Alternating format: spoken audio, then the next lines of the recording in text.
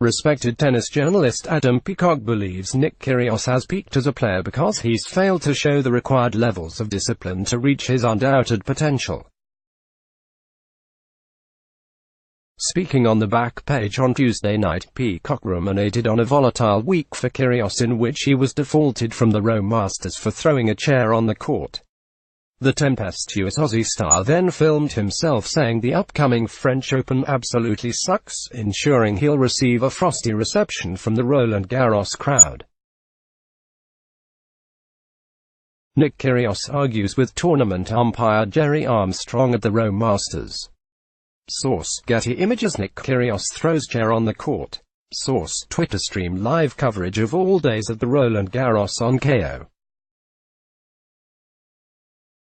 Get your 14-day free trial. Greater than that came after he slammed Rafael Nadal is very salty, and perceived Novak Djokovic's desire to be liked as cringeworthy on a podcast with tennis journalist Ben Rothenberg. Astonished, Peacock said of the French Open slur.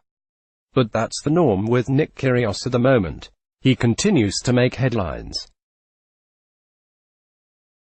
I think he makes more headlines here than anywhere else in the world, so I don't think it will be too vitriolic when he gets to the French Open. But they won't take kindly to it. Backpage panel slams Kyrgios 423. He's now alienated people watching him, and he does that. But he also gets people behind him because he is a point of difference. But his big problem is in the locker room. Given his comments that we'll get to in a moment, he's trying to prove something. I'm not sure what it is. I've got a fair idea what it is. It's that I don't care, so whatever happens, happens. Maybe a version of existentialism or something. I think he's lowering expectations. He doesn't know what he is in terms of a professional athlete. Sir, I don't know how we can comprehend what he is as a professional athlete.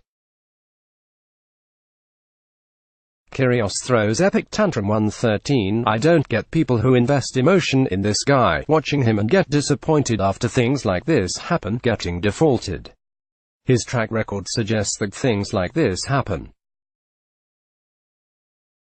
This was out there the first time he's done that. Pegged a chair. Fellow Backpage panelist Paul Gow, a former professional golfer, was damning in his condemnation of Kyrgios. I think you're right, he's lowering his expectation as a professional athlete.